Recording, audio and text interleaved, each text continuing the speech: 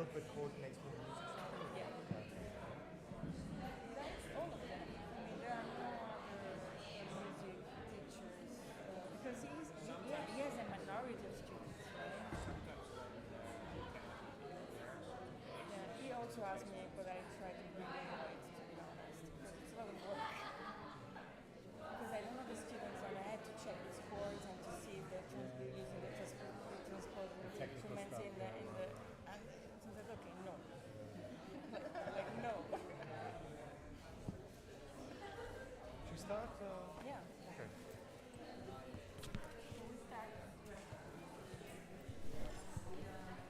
Hello, hello everybody. Can you hear me? So you have to be silent. So it will be even more effective. Okay, very, very happy to see all the number that we have of students. Beautiful. So welcome, and welcome also to the students that are joining us online, mainly from the film and theater department. Silence. Please. Okay, so I'm very. It's a real pleasure for me and kind of special personally to welcome Yannis Kyriakides today here. I will tell you why later. But if you don't mind, I will do like a little introduction. Thank you. If you also don't mind. Maybe it doesn't need an introduction, musically speaking, but since here we are mainly dancers, it makes sense, I think. So Yannis Kyriakides was born in Cyprus, in Limassol in '69. And then he moved with his family, but just a short introduction, it makes sense for me. He moved to England in '75 because of the war, because of the Turkish invasion. So he changed completely his life and language. No? So he moved to England, and then he studied there. He grew up there. He studied musicology in New York. And then in his 20s, he moved to the Netherlands because he wanted to study with Louis Andriessen and Dick Rijmakers, a pioneer of electronic music at the time, and Louis Andriessen as well, who was really the Dutch of the father of the Dutch music, of minimal Dutch music, and the Hague School. I give this little, let's say, biographical and geographical coordinates, not to reduce the artist to that, to those coordinates, but just because I think it's important in your case to also give these elements, because I think they combine somehow in your work. Yeah. Not because of Cyprus and all the work that you did on folk music, and of course the language, the Greek, your interest in this, and plus England, your musicological studies, and also your, in a way, is reflected in the conceptual and intellectual approach that you have in music, I think. And regarding the Netherlands, of course, that's the practical side, I think, and also the aesthetic. Somehow you married and you chose, and the place you wanted to live and work. So, of course, it's not just this. Yannis is more than this few biographical notes. He's a composer, of course, he has a huge, immense catalog. I'm very jealous, to be honest, about his. It's quality, not quantity that counts. Of course, but it's impressive anyway, because it's more than 160 compositions. And I'm talking about concert music, opera, music theater, solo, chamber music, sound installations, and I don't know, music theater, I already said, chamber, a lot. Really a lot of experience in this sense. Plus, he's a performer and an improviser. He performed in an ensemble called Maze, based in Amsterdam, and then he has a duo with an electric guitar performer, Andy Moore, and he has also a record label that he founded with Andy Moore, the electric guitar player that I just mentioned. And of course, he's also a teacher. And then I go back to the personal side, because I met him. It is one of the reasons why I moved to the Netherlands, because I studied with him. I did a master many years ago, and it was a fantastic choice, and we are close ever since. And so it's really my pleasure to have him here, and also because I think I asked him to really talk about something that I'm not that familiar with. So his music in relation to dance, because of course he had a lot of experience with concert pieces, and I know especially those pieces, but now this hybrid media work that is really impressive. Now I want to finish just with a few characteristics that I think that you might know a bit before we talk. Tell me if it's too much. But I think one of the main characteristics of Yannis' music is the relationship with words and music. So this is really intertwined for him. As I told you at the beginning, this interest in Greek, because it's his language, at the same time not fully his language anymore, and an obsession with languages in general, live or dead, or not existing, or imagined. So inner voices, inner languages, inner words. So it's very strong for him, and he found a very personal way to deal with it. And one of the techniques he uses is this encoding technique, which you will explain better than me. Yeah, but I'm actually not going to talk about so much about it, so it's good that you said Perfect, so I'm not. And then the use of electronics, hybrid media, it's also very part of his work. And of course, also the collaboration, really, not the concept, but really the habits, the good habits to collaborate and improvise with other fields, with other artists. So it's really part of his work, and it's becoming more and more, I think, present. So I think it's enough on this. Wow, Sylvia, thanks so much. Enjoy.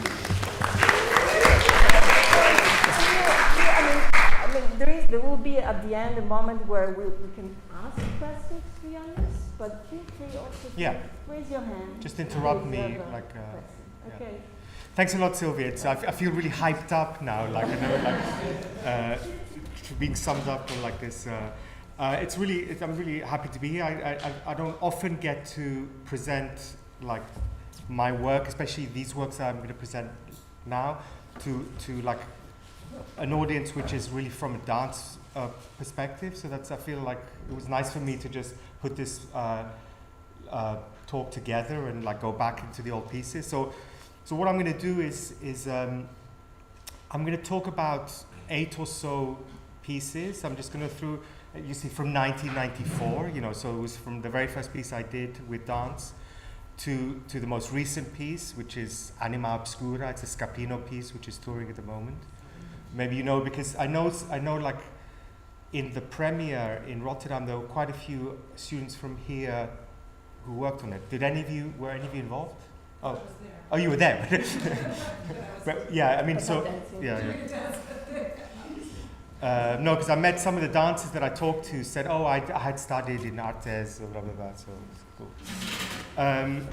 And there's gonna be like 2 in between bits as I'm between the pieces where it's more theoretical, and it's just to present some of the sort of theoretical ideas I have about multimedia in general, which I'm gonna go through them quite quickly because we don't have so much time, but just to give you a sense of like tools you can think about when the idea is when talking about music and dance, or dance and visuals, or visuals and text together. Okay, so here we go. So the first piece I did, as Sylvia said, I came to Holland to study around '93, and the first piece I did was still studying, and it was my teacher Louis Andriessen I think this choreographer Karen Post had probably gone to him and said, "Can you write me this piece for the new production I'm doing?" And typically he had said, "So I don't have time, but I have a really good student who maybe can work with you." So I was lucky enough to be recommend it. And what was interesting is that back then, because a lot of my work now is with electronics, but back then I didn't have a computer. It was just it was pre-computer days, let's say, or just about.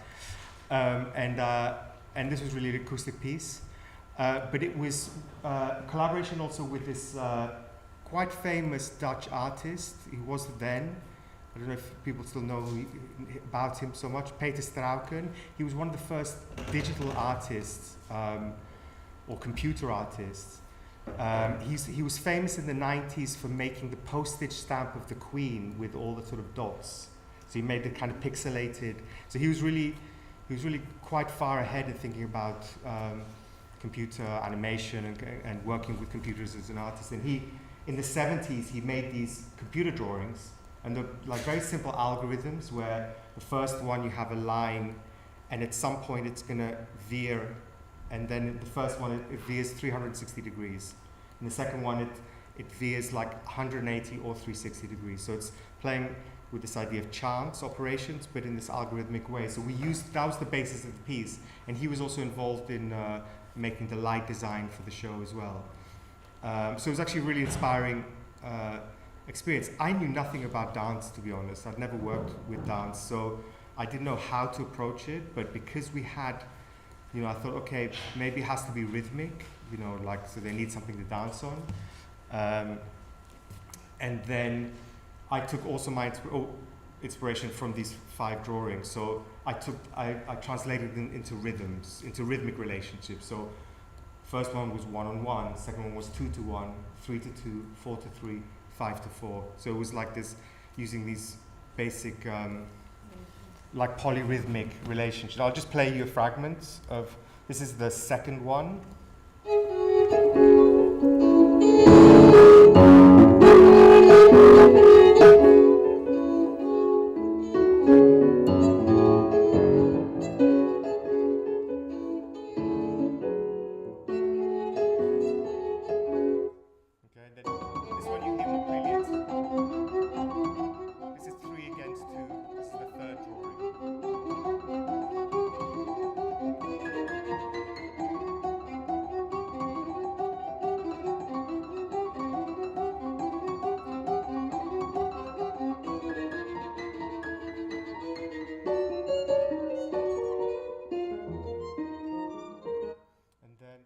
Last one, which is like 5 against 4.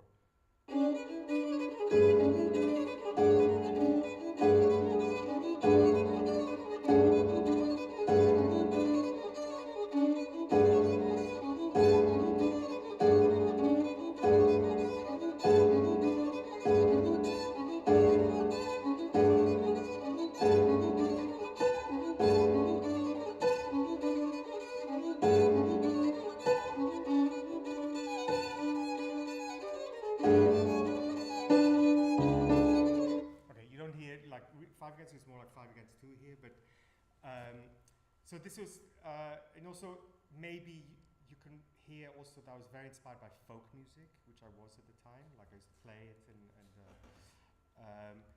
but it was a really interesting project because as I wrote in the red, I'm writing these comments in the slides where, what did I learn from this, and trying to remember what was the thing. And I remember being totally amazed when I would come into this studio, because actually we did it with live musicians also, how I would spend hours trying to count it out for the dancers, because sometimes what a rhythm to musicians might be really simple because we can read it and we sort of count it, but realize that dancers sometimes have this other way of counting relating to their movements that was in a way, because it's even more complicated, but somehow doesn't relate necessarily to them. So I remember also the phrasing and everything. So I remember being having to always figure out, okay, how can I make the counting more clear, and how to explain it.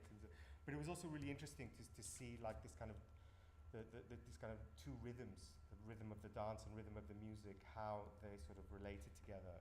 And actually we had problems, I remember, in the performances, because the dancers got so used to working with recording, and initially the sort of digital, version, that that when it was live, it was kind of, and it was like, it was never really the same all the time, that it was kind of problematic. So actually I remember halfway through the tour, she got rid of the musicians. poor things, yeah. And did it with tape only, so it was kind of, anyway, that was the fun. And then after I finished studying, I did this amazing course, which is maybe similar to this Choco. Is it called Choco? Yeah, Choco. It was in England, and it was with this brilliant choreographer called Jonathan Burrows, and Kevin Volans, like really an amazing composer. And it was with 6 composers, 6 choreographers, lots of dancers, lots of musicians, and you had to make a piece every day. So it was like super intense, and that was great, because what it made you do is you lost your fear of like failing and doing something stupid. So you'd get an assignment, in the midday, and you had like a few hours to come up with some music, put it all together, and it was great. We were exhausted like after 2 weeks. I think but it was amazing, because I think a lot of ideas came out then, which lasted me, for a few years after that, because you just you had no time to question anything, you just did it. So this kind of creative state was amazing. Actually, after that project, I ended up working with 3 or so choreographers from that course. One of them was Line and Rubana. Actually, I was talking to Sylvia on the train, and on that course, Akram Khan was on that course, but as a dancer. And I remember we did a piece together. He was an amazing dancer. So I remember we did a piece together with him, with drum machine and and him dancing. So the Line and Ravani, you probably know them, these Dutch choreographers. What's special about them, I think, is that they're very musical. They have a very sort of musical approach in the choreography, and they often work with live musicians also, which is nice. And I remember the time and again, sorry, I don't have a video for this, because it was like, probably it exists, but it's in some kind of format that it was difficult to access. So we talked about, firstly, it was a bit surprised to me that they would choreograph before the music existed. So I would be living quite close to their studio in Amsterdam. I remember just going around in the afternoons, just bringing a bit of music, and they would be, let's say, using some kind of, maybe a techno track or something else, that has a specific tempo, and they would say, yeah, we're working on with this tempo. Can you use this tempo? But they like the idea. It was a bit like John Cage, Merce Cunningham way of composing, where they just did their own thing separately and they brought it together at the end. So with them, it was a bit like this, but in a kind of light version, you could say, that they're already set movements, and I would come with the music, and then maybe we would both adjust to it. So you were sharing the metronome, basically? Yeah, and sometimes it would be metronome less, and sometimes. And the other thing, which I wrote here, learned the importance of leaving gaps in the music. That was, we talked a lot about that. And just the fragment I'm going to play you hear that both on a micro level, so within the phrase itself, that I wouldn't articulate every beat. It wouldn't be dunk, dunk, dunk. I would leave a lot of gaps, so you imply a rhythm, but you'd let the kind of phrasing and articulation in the dance to come through a bit. So leaving lots of holes in the music was important. And the other thing was on a macro level, so on a dramaturgical level. So having parts where there's no music, or having parts where there's no dance and it's just music, and parts where let's say the music is redundant or hardly does anything, and vice versa, just to give space for the two things to interact, literally to ask questions of one another. So they were very good at that, and we often would talk in the sense of counterpoints, and that was nice. That was kind of a revelation also at that time. And yeah, one other thing did I understood, you know, the last piece I played was a piece for violin and piano. It's kind of abstract. It's taking a sort of, more or less a kind of neutral sort of thing, violin and piano. In this piece and in subsequent pieces, it became more important to think about, you know, what the instruments mean, what kind of language, world they're bringing into the piece. And also what was great, I was discovering at that time, writing like lots of this music for dance, is how you can bring anything you wanted into that space. So kind of the dance was like this kind of this gray area where it's not like a concert. In a concert situation, you knew you were writing for a string quartet or a piano or an orchestra, and that's really set. In dance, you can just bring in field recordings, putting like an accordion from wherever, you know, like and just noise. So I really explored that in this piece where we had the virginal. A virginal is like a small harpsichord. People in the 17th century had in their houses, or 16th century. And that's what's called Byrd. It was based on this composer William Byrd, who wrote a lot of this kind of virginal music.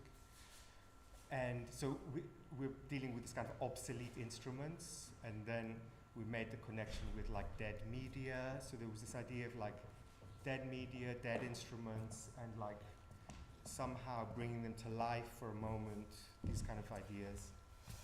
So I'll just play you a fragment of I think this is probably Wild Horses. I can't remember actually. But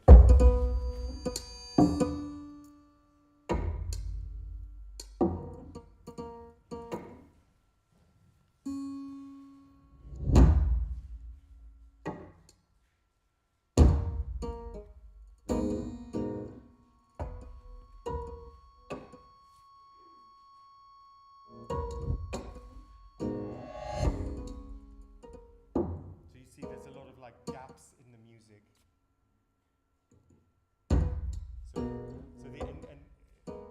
So it was nice, kind of, it really sort of gave the space to the dance.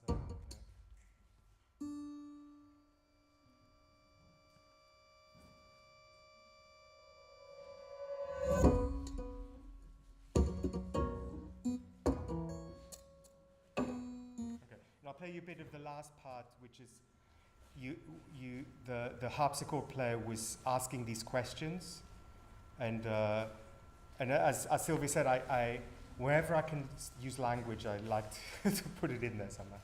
So this was like she was asking a list of questions about what is a dead medium while playing. Is it still manufactured?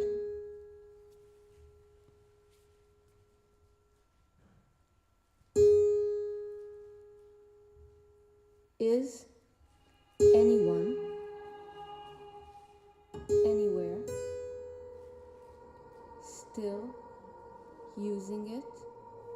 So they're kind of rhetorical questions, but it also does this kind of approach does point you to the dance in some way to try and get your answers from there, and not that.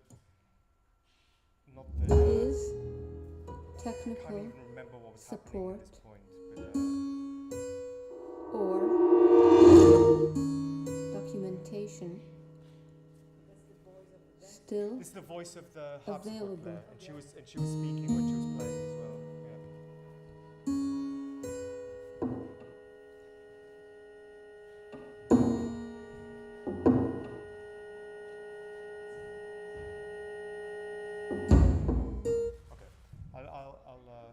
I'll go on now. So I'll play you one more example. One piece. Any questions? Sorry, yeah. Yeah, can I ask? Do you think you brought language in because of like the content of what was said, or more of this layer of having a voice speaking, and more of the melodic side? That's a good question, because I think it was a way of presenting somehow the kind of concepts that we were playing with, somehow more concretely. And it was at the end of the piece, so there was, let's say during the piece, you had also some weird situations where you had like radios playing, and I was really into then like spy transmissions on the radio, so there was a lot of that kind of stuff. And then I think it was a way of, it had the function of bringing something kind of down to earth, which is a voice, but also bringing up a subject in some way, okay, so before I go into something a little more theoretical, I just want to just show this piece. This is a dance film. But before that, I wanted to say, like, around that time, around the end of the 90s, early 2000s, I was doing a lot of improvisation, like specifically early, let's say, electronic laptop improvisation. There was a kind of squat scene in Amsterdam where a lot of like underground sort of things were happening in terms of improvising with each other. Let's say musicians and dancers from many different fields would like get together and improvise. And I was involved in two dance related activities. One was with Magpie Dance Company, which was more like a contact improvisation group with Katie Duck. I don't know if that name rings a bell. And it was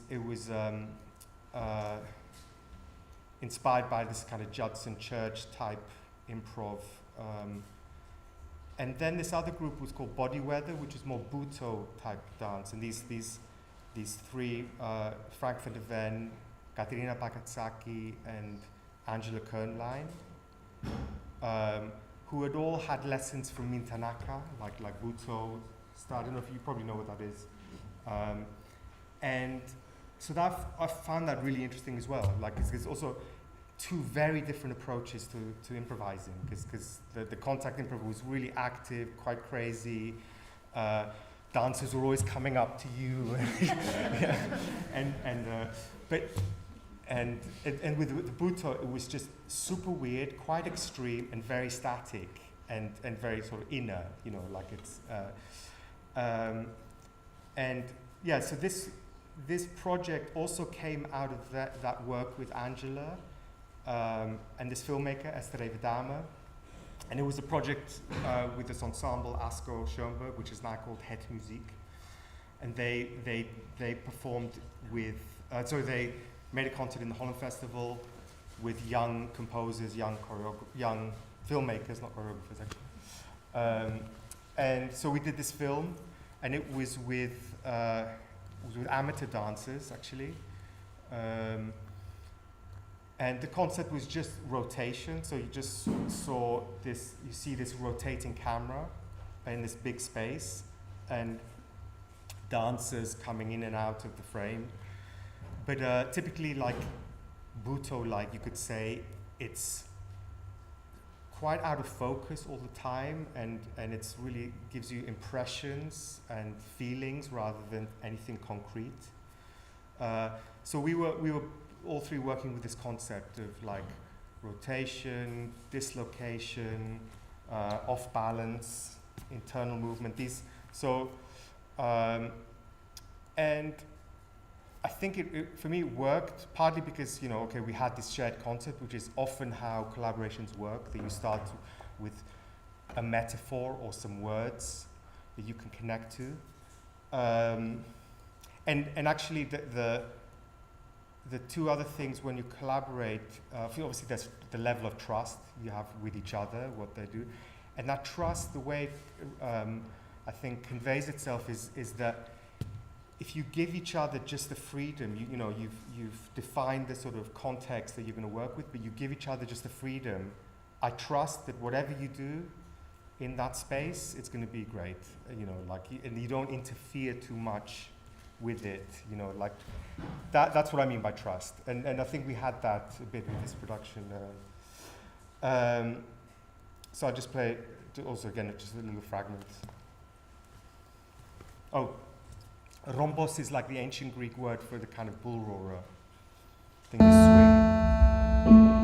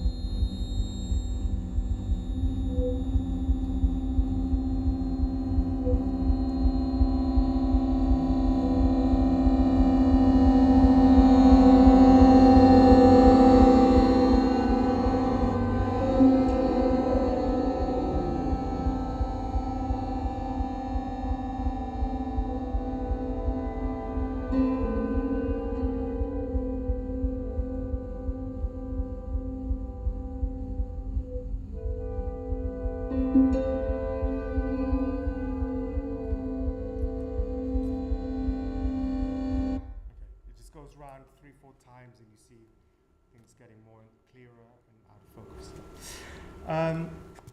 Okay, so have a little intermezzo here, and I wanted to talk about metaphor because I mentioned this idea that often we would work with metaphors in order to have this kind of like linguistic metaphors, to have this shared concepts of what we're doing between different media.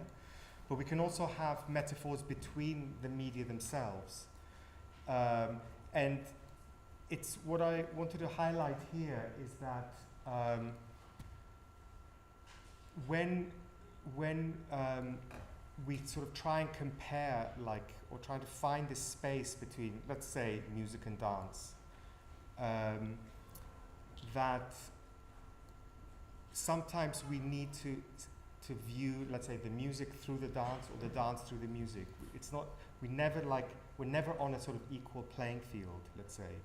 And metaphor is a good way of understanding this, because here we have examples of linguistic metaphors. So love is war, time is money, life is a journey. And this is, what we get here is like we trying to understand, say in the first one, we're trying to understand what love is through concepts of war. Or we try to get an image of what, so that means that, you get wounded, it's a battle, there are victims, whatever. So that's the sort of understanding you have, or like time is money. It's what the lawyer tells you when you've gone 10 minutes over. If we flip it over and we say money is time, then it's a totally different meaning. It's like I'm a billionaire and I've got lots of free time now because I can, I don't have to work. So the series that we put linguistic metaphors in really determines the meaning. And I started to think of this in terms of how we view also this relation between media.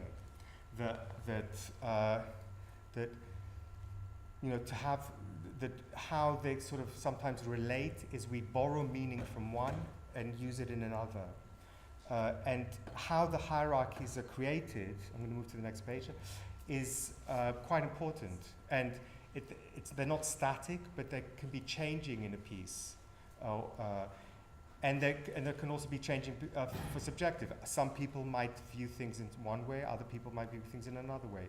So I've sort of made a list of like 7 attributes or ways in which hierarchies are established between media, what they call cross-modal metaphors. I'm not going to go too deeply into it, because usually I'll spend a whole lesson talking about this, but just to give you an idea. So in the first one, context is probably the most important one, so that whatever context it is where these roles are established. The most obvious of that, you could say, is like an established form, like let's say ballet or like cinema. These have really established ways in the relation between music and dance, or image and film, or image and text. And there's and what I'm talking about here is more like, what if you don't have that established? So if you go to a museum, for instance, these days we might see a multimedia work, but because we're in a museum, a lot of the ways we can interact with it is mostly coming from maybe a visual or more representational approach. If we go to a concert hall, we're there to listen. If we go to a theatre, we're spectators of something. So it's maybe the expectation is different. So context plays a huge role in how the media hierarchies are established. And other ways, structure, rate, scale, voice, you can read these. Maybe I'll point out the structure, which is important because this is one of the ideas that I always go into when I'm working with other media, whether it's dance, theatre, film, is that you always try to find the inner logic in whatever you're doing.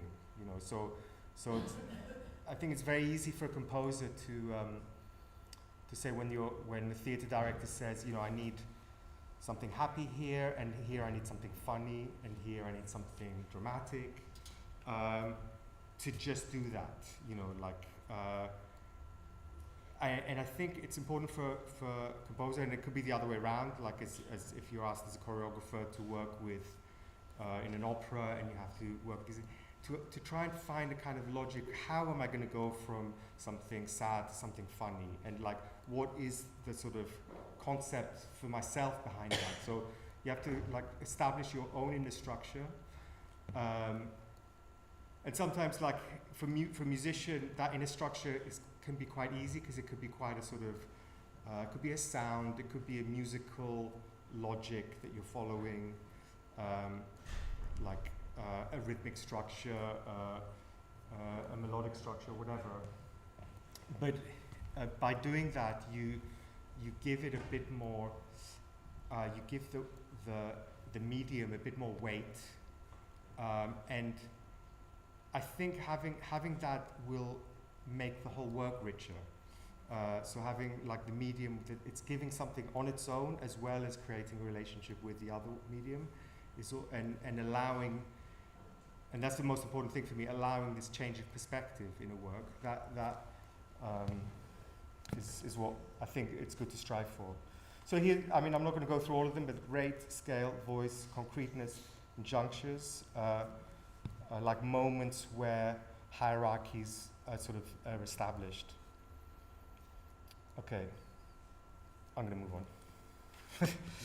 on. Okay, so I'm going to just briefly touch on this piece. It's the only piece in the talk here I'm going to talk about. Is in a way it's my own piece that comes from my own initiative, but I mention it because I worked with this choreographer André Gingras.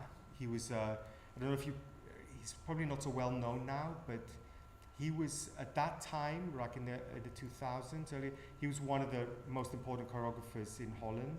He's French. He was French Canadian. But he was at some point the artistic director of Dance Works. He had his own company, and then sadly he died 10 years ago from cancer, quite young. But I worked with him a few times, and I was able to invite him to do Eindregie, end choreography, let's say, for this sort of music theatre piece of mine, where I asked him, can you just define the kind of movement language for the performer who was a singer? So it wasn't a dancer, but so it's more this kind of operatic approach where there's it was a piece about the buffer zone in Cyprus, actually, where I come from. There's the north and south parts of the island are divided with a kind of a buffer zone where the UN is there to keep the peace, and so the whole piece was about this UN soldier. So it's the inner world of this UN soldier just being in the buffer zone in one of these towers where they have to just sit there for hours, just looking over nothing. So we divided the space into two. Actually, the audience was sitting on either side of the space, and the performer would go between one space and the other space. And what I asked of Andre is what kind of can you give Tito, that was the singer, like this kind of movement language? You know, he's been there for 10 hours. You know, things. His brain must be like exploding with things. Can you just somehow give what would his body do? And his idea was like, he imagines himself as the animals that are in that space. So in the piece, he would just go into these animal forms, and which was a bit ridiculous because he also had to be the soldier, and then he would like go into these kind of very inner moments of. So I'll just play a bit. And the other beautiful thing, so we had surveillance cameras, but also we had this. The visual artist Jose Gilja from Norway did this beautiful visuals where we turned his body into kind of a landscape that was constantly being refreshed.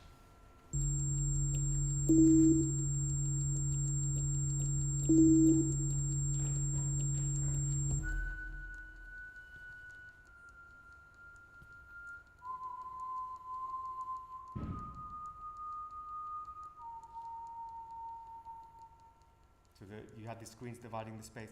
At the end, we had a Hollywood ending. They sort of unite the space by going up.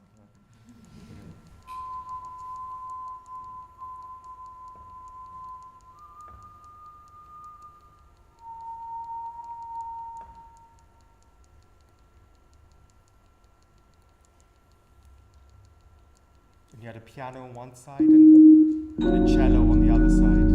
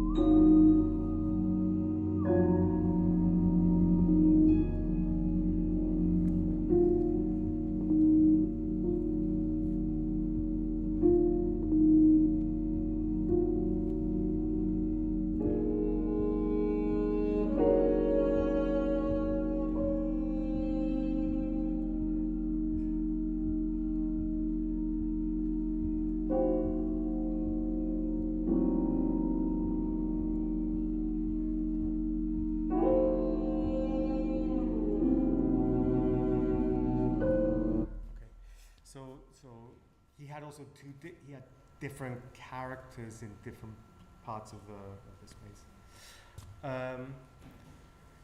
Okay, so actually, like in the early 2000s, I did a lot, mostly like did less dance. I did mostly like a lot of concert music, interdisciplinary stuff.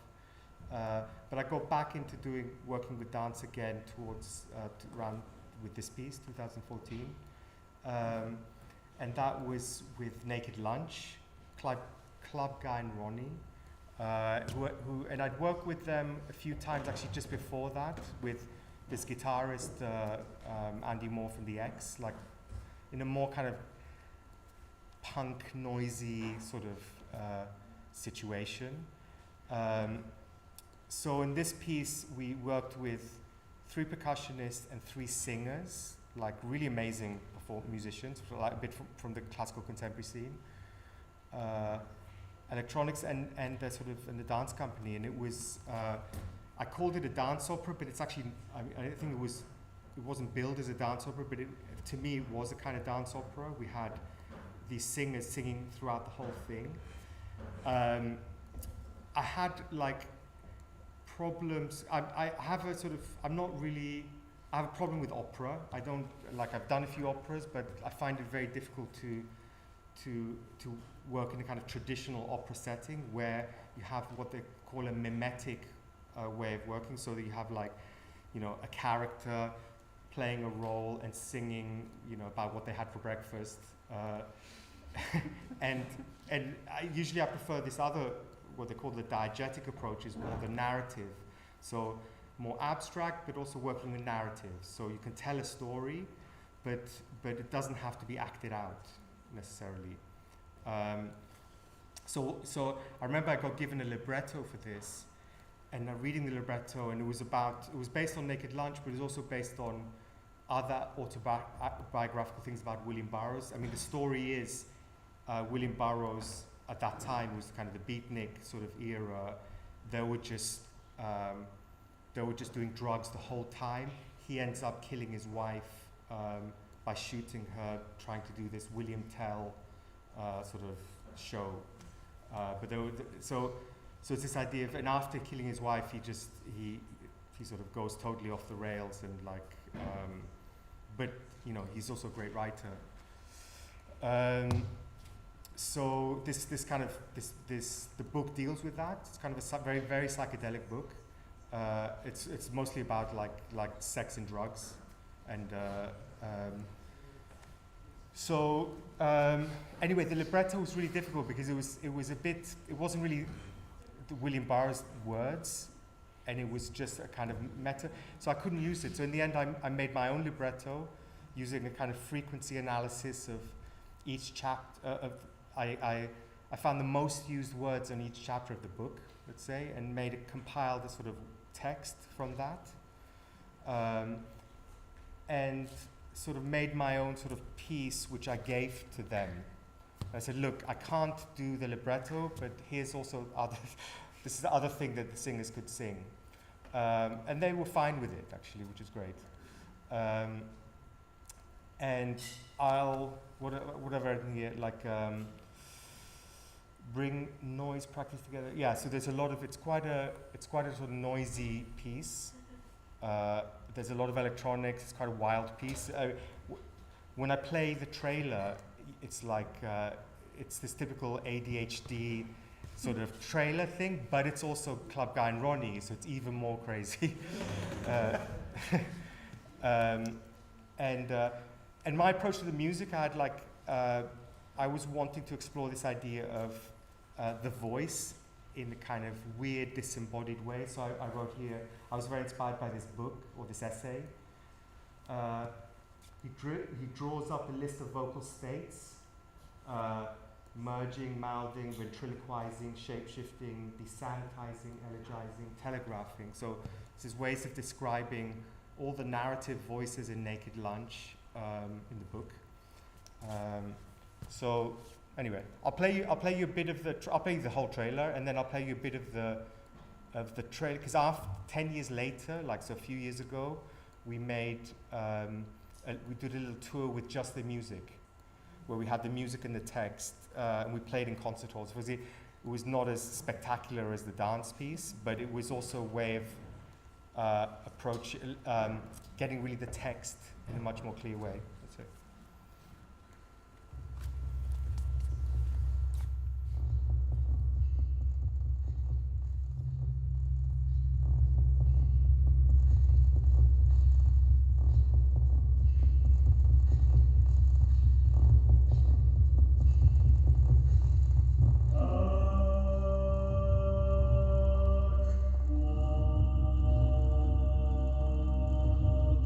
Yeah.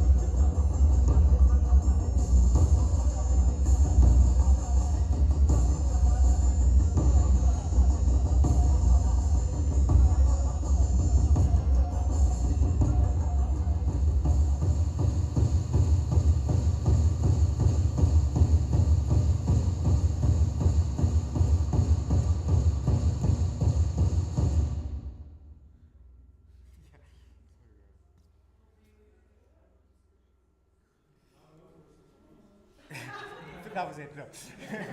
I think it was 80 minutes or 70 minutes. I mean, it's typically it's because I remember there were quite a few cuts happening, like in the montage, because the thing with Club Guy and Ronnie, they always wanted like next, come on, cut this, never letting anything really settle. As soon as it's about to finish, next. So there was a lot of like just fine slicing, you know. But it was kind of had a good momentum. I think it was like 60, 70 minutes. I Yeah. don't remember if there was an interval. No. It was, exactly. Yeah. Why do you talk about the So I'll play you a bit of the. sick smell of death? This is the music trailer we did for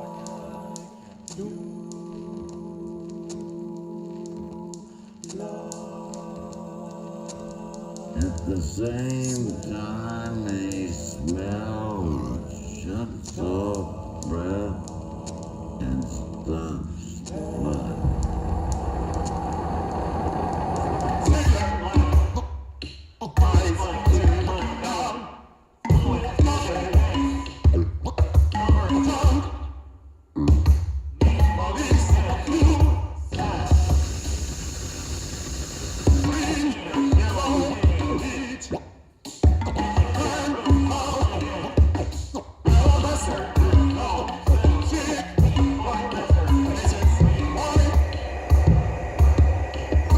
Quivers down the backbone.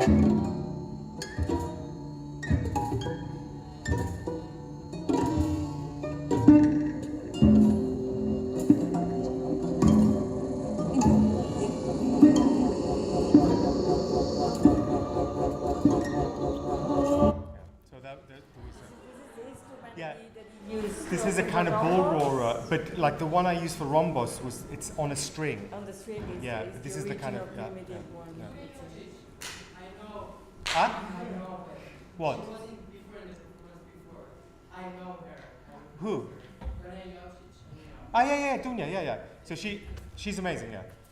I know her. Have you seen a recent piece of hers? Or? No, I worked with her last year. Oh, in what? In a piece of, I don't know the name, but was with the pipe. Ah, okay. No, Dunya's great. She was also in Club Guy and Ronnie. She was a dancer there, and in this piece, she choreographed together with it was a piece of Tomoko Mukayama, the pianist, and she does these great performances where she's like, as a pianist, she's like creates a kind of performance around her. She's a very good let's say she's very good at conceiving kind of dramaturgy of based around the topic. In this case, it was la mode, fashion, and so the way she works often, she works with these kind of tableaux. She makes sort of different scenes with sometimes completely unrelated, let's say, media. In this case, so we had these 5 scenes, and it was performed this piece only twice. Once in Bolzano in Italy, and the main performance was to open this Taichung Opera House in Taiwan, which was designed. It was an amazing opera house designed by Toyo Ito, this Japanese architect, and he also participated in the performance. He designed these fabrics that we use in the performance. But what was beautiful about this piece actually was I'd never done something like this before. In this way, was the audience was just around the performers. So it was like so we just created one space. Piano, the dancers were also in the same space, and it was shifting all the time. So and that was great because. We didn't know whether we need to train the audience to do this? Do we need to warn them? Do we need people to say, okay, now you go over there, you go over there? In the end, we just let it just all work itself out. And it was interesting because in Bolzano, in Italy, audience reacted differently to Taiwan. In Bolzano, they were more like, I'm standing here, this is my territory, like you go around me, or whereas in Taiwan, people would just, it's more fluid, everybody was moving around, it was really nice. So I'll just play also the trailer of it. It was with this Italian dance company. Who's the company? Oh, you'll see it here. I can't remember. It's from Rome, actually. So you might know.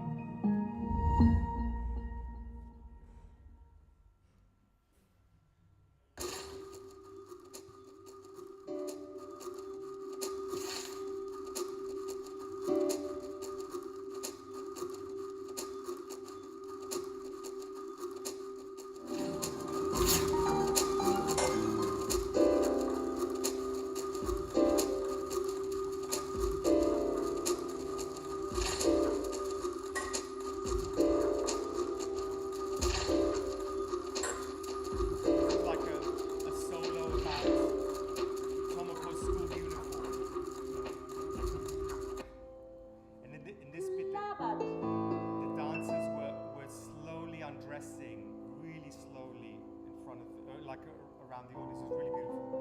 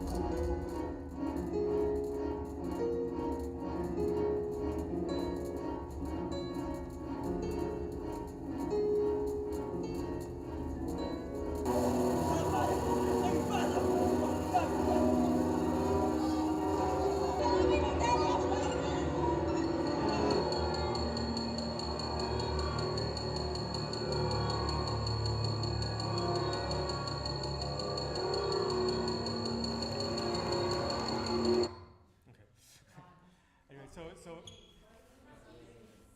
that piece it was La Mode. La Mode. And I don't know what you can't really find a recording. You can find just the trailer. We recorded the music, so the music exists on Spotify or whatever. But the yeah, we only did it once, like in this big form, or twice in this big form.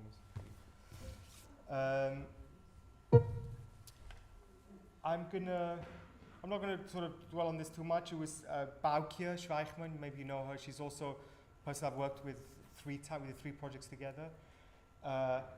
She's really interesting just because of the way she conceives about the experience of, she really tries to create immersive situations where these sensory experience is shared with the audience. So often, as an audience member, you are not just watching, you are somehow involved in, like, you have to, like the last piece we did, you're in a kind of in a suit, in a vacuum pack, or in another piece, you're in a chair that gradually tilts you in the space of like 15 minutes backwards to see a kind of. So in this piece, she was exploring this idea of falling. So you had like, for about half an hour, like you had at the back of the theater, just these figures very slowly falling at the back of the theater with, they were suspended on ropes. And then finally in the second part, they were falling into the pit.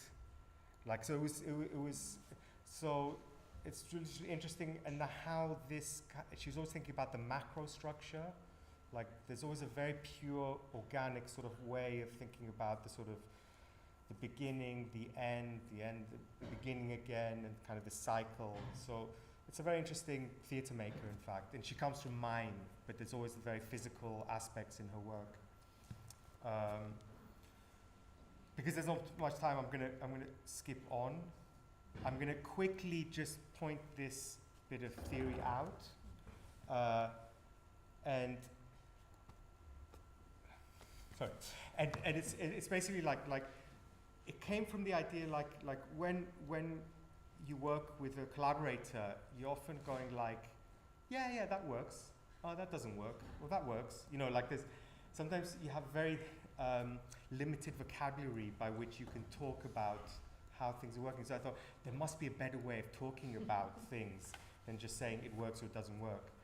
And this it's sort of I developed in a way of analyzing, let's say, my own multimedia work, but also multimedia work, specifically film and music stuff that I was looking into. But it's also very good to apply it to any media. And it's looking at things from what kind of meaning is on a sensory level and what is on a semantic level. So, and sensory being synchronization. So like if something is happening, you know, like at the same time, tends to have an amplification effect. Things get to be really reinforced and become big.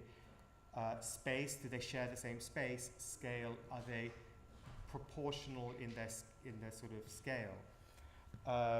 And with semantic, it's about style. Do they share the same language? They're coming, you know, is it, you know, like, do we have something, let's say, that's classical music together with a kind of digital imagery? Therefore, they don't share the same language. But, you know, and we have narrative, story, sentiment, like emotions. So all these kind of things, it's good to look at them separately and just ask yourself the question, do they converge or do they diverge? Not in the way of saying that they all have to converge, because things don't always have to converge. And what I mean, this is like, we're just doing sometimes like analysis on things, made these kind of radar charts, just to see. This was the film of Herzog that we looked at, Lessons in Darkness. This was this famous piece by Scriabin, Prometheus, which is the classic piece of music with lights, just to see like, does it matter if things converge or diverge, or like? And what we found actually, what I found is in general that with good, let's say, when things work, they often have convergence on one level and divergence on another. Strong divergence on one and strong convergence on another. So that's just to say, you know, like you can have pieces which explore different relations on those different levels, and they can also be strong. And so it's just something to think about. So we don't have time to go too long, but. So when you're talking with composers or when you're talking with other artists, it's good to like talk about really specific, let's say, aspects, and are they close together or are they not apart? Yeah. Okay, because I'm going to just show you one more piece then, since we don't have so much time, right? Yeah. Yeah, and this is because this is. Huh? You have to make a choice. Well, like I have this and Anima Obscura, but I don't have so much to say about Anima Obscura, to be honest. Because no, not really, because it's an old piece which she used in a sort of in a new. So I wasn't so involved in the creative process. Yeah. Okay. But this piece is probably one of my favorite experiences of working with a choreographer. Partly because it was really a truly intermedial piece so we decided to work with these sensors, these motion sensors. Maybe some of you have worked with those. These ones we had, you wore on your wrist and gave you like X, Y, Z, speed, also muscle sensors. So they were very expressive. And and in a way, it put us both in a very sort of outside our comfort zone, you could say, because I couldn't write music in a normal way. She couldn't choreograph in a normal way. We had to find another way of sort of creating a piece, so which is great. Really, it's like in the studio a lot, trying to see what does this do? What if we map it like this? What does this do? If we change the sounds, what did this? So it's really fascinating, let's say, research. I was actually really happy with the piece we made, but the critics weren't. So I put we got a 1-star review from the Volkskrant. And I wanted to show it because it shows you that like sometimes when you do things that are not fitting in exactly in those categories, sometimes audiences and critics just don't know what to do with it, you know. But it doesn't mean it's bad. Especially in this piece, we realized that there wasn't so much virtuosity in the dance, and there wasn't so much virtuosity in the music either. And actually, it was just nice to just sit and watch them just doing this, you know. And I could do that for hours, you know. And I kept saying to Karen, let's make this longer. It needs to be like 2 hours. And she said, no. And the piece, like, conceptually was based on language. So it was again going to this idea of the voice. And so the idea of the piece is that the dancers, and there's 3 dancers, 2 musicians, but they're all pretty much doing the same thing. They're in the same space. They're sort of they're like voicing these dead languages. So they're kind of, and they're not speaking themselves. They're only by moving their hands we hear voices. So it's a lot about this idea of like muteness, and there's a bit of a kind of post-apocalyptic vibe to the whole thing, you know, because it plays with the idea that, you know, which is the true fact. You'll hear in the bit I'm going to play, it's the only time you hear English, and it's like saying that in 100 years' time, half the languages that exist today will be gone, and, you know, the languages are just vanishing. So it was just playing with this idea of like what happens when a language disappears. Are we even going to be speaking ourselves in 200 years' time? Maybe we don't need to speak anymore, you know, like maybe speaking is like an old technology. So that's the idea of the piece. So I'm just going to play just a couple of fragments you see.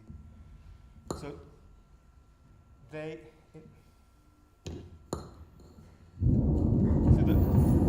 percussion is there. He's modulating the sound of the sheet in his hand. All the others have these kind of phonemes and sounds in their hands. They're sort of picking them from the space and then modulating them. Because depending on how they're moved. And it's very polyphonic. Each performer has their own sound and voice.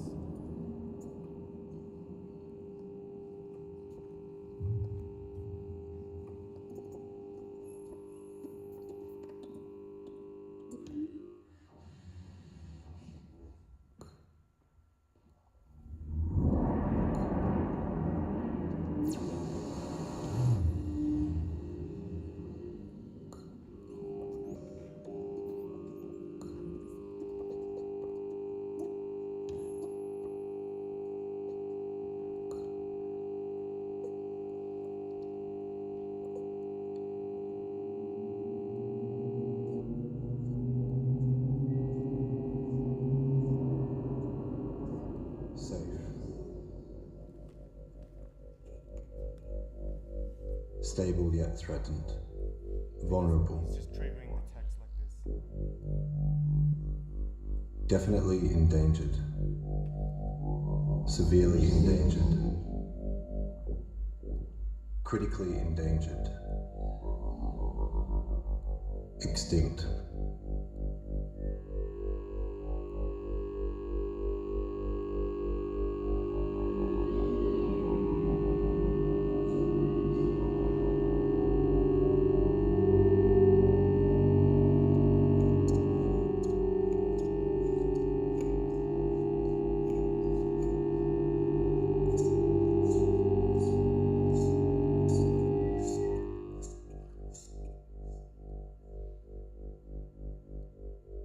sooner or later, every language loses its sounds.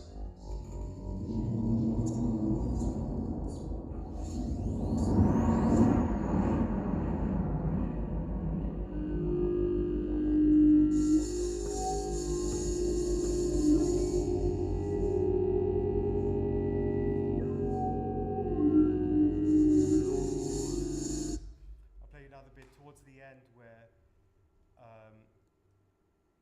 there's a sort of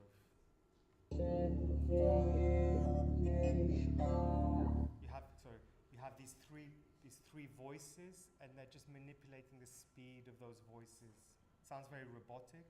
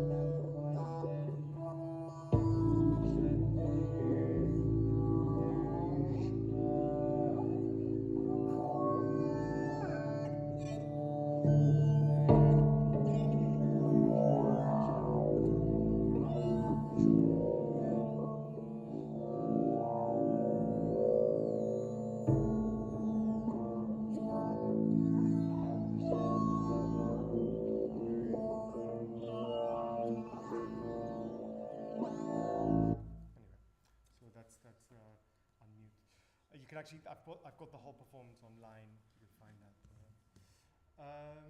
Yeah, I mean, and just yeah, go on. For this one, I really wonder, was it that it was like we want this movement and we want this sound with it, or was it I want this sound, so we have to do this?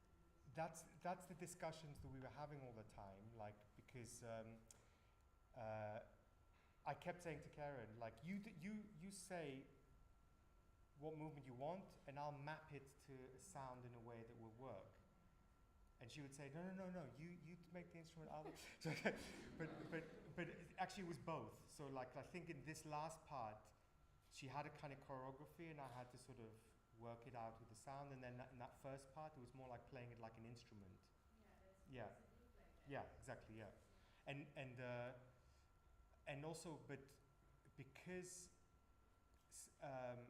when I say I was out of my comfort zone, is because I couldn't really compose anything really serially, like saying then this happens and this happens and this happens. It was more like I make a pool of sounds. I say you have these kind of sounds, you have these kind of sounds, you have these, and they had to learn the instrument and interact in a certain way. So there was always this element of you never knew what was exactly what was going to happen.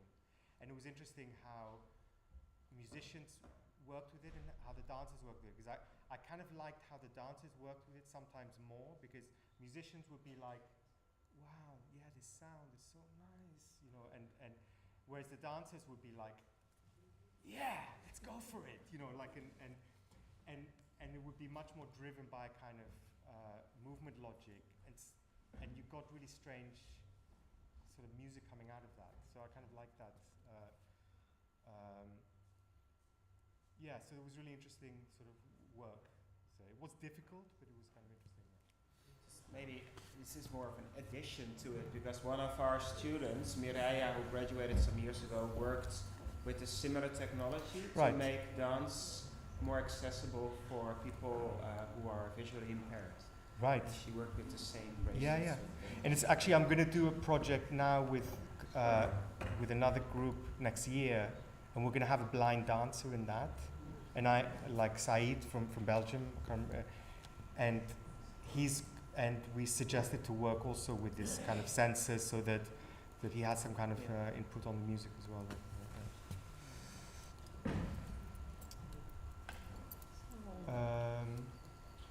I think we don't have time. Yeah, we don't have time. Just to say, like, this is the piece that is touring with Scapino now, I mean, I've worked with Nanine on 2 pieces. Like this we initially did in Germany, and then she redid it for Scapino. And we did a piece with Boston Ballet, which we're going to do next year, La Mer, based on Debussy's La Mer. And the way she works is in both pieces she has like this classical music that I as a composer am interacting with. What she's also very good at is bringing the different disciplines together. So she always works with amazing like visual artists. Like in this piece we had this Claudia from Germany, these amazing, I don't know if you've seen it, like immersive kind of visuals in the piece. And amazing costumes also, you know, like it's really like really well thought. And what she's good at, I think, is making amazing images, you know, like, so you're always watching like there's a which kind of come to life. They're very much tableau images, which are really memorable. So yeah, it's a beautiful performance. It's like, I can't remember if at least with the Boston Ballet one, because she was working with classical ballet dancers. I think in Germany also mostly classical. She had to like change the piece. Or she was glad to change the piece to the Scapino version to have like this different kind of more, you know, like just more range in the dancers and what they can do. Like, and I think she's changed the cast even from the first one to the tour version. She's got a bunch of new dancers, which is really good. Yeah. So in this piece, there's it's based on this piece I wrote about 10 years ago, which is taking the Brahms Requiem and recomposing it for harp and choir and electronics. So yeah, that's it really. Like I won't play anything. Go and see it. You know, it's touring now. Yeah. Thank You saw it? much. Oh yeah, where? Oh, okay. I'm too late. It's sold out, and I can't even go and see it. So like, yeah. Yannis, thank you so much. You're welcome. No, You thank were you. really-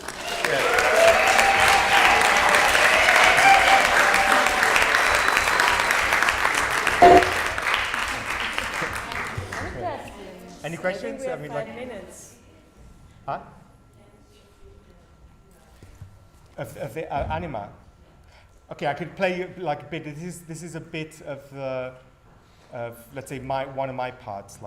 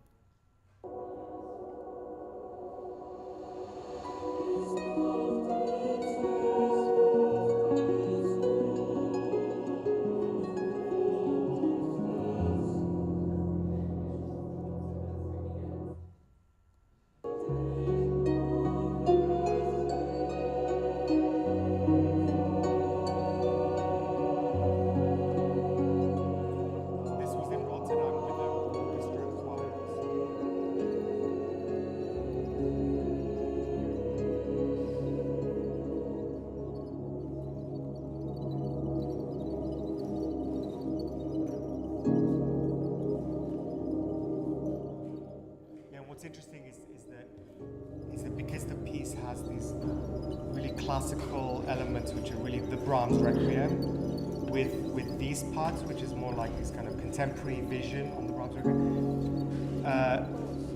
You propose to use Brahms? Or No, like that's the thing. It's. I mean, she wanted to do both, and that makes it a long performance. But also, you realize with the Brahms Requiem, and it's what I was saying with the thing quite early on, that sometimes you need to leave a bit of space for things to happen.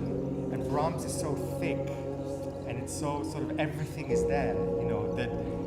And it's the same thing with using classical music that isn't originally intended for dance. You have to really fight to get the space, you know, like in the. And I guess also Yeah. you chose to use the harp just to have this contrast, this Yeah. different music material. Yeah, yeah. No, the harp was also there in my version originally, but that was. Yeah, yeah. Work also in terms of staging. Yeah. Yeah. Anyway, okay. Thank you.